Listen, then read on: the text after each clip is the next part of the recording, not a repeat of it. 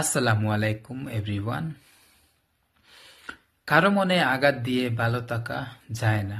কারো মনে আঘাত দিয়ে ভালো থাকা যায় না। এই দুনিয়াতে এরকমই পরিস্থিতি হয়ে গেছে, তুমি আমাকে আঘাত দিয়েছো, আমি তোমাকে আঘাত দিয়েছি। আমি একাই ভাবছি যে ওর মনে কি জন্য আঘাত দিলাম। ও ভাবতেছে যে আমি ওর জন্য খারাপ আচরণ করেছি, ওর সাথে আমি দুর্ব্যবহার করেছি, ওর সঙ্গে ভালো ব্যবহার করি না। ওর মনে এটাই আয়, আমার মনে এটাই আয়। তবে আমরা যে দুইজন একসঙ্গে হয়ে বলি না, আমি খারাপ আচরণ করেছি, আমাকে মাফ করে দে।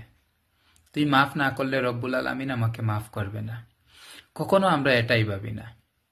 আমরা এর চেয়ে আমরা আরো দূর চলে যাই যে ওর সাথে থাকলে আমি আরো খারাপ আচরণ করব। যদি ওর কাছে গিয়ে বলতাম তুই আমাকে মাফ করে দে, ও মাফ না করে যেতে পারত।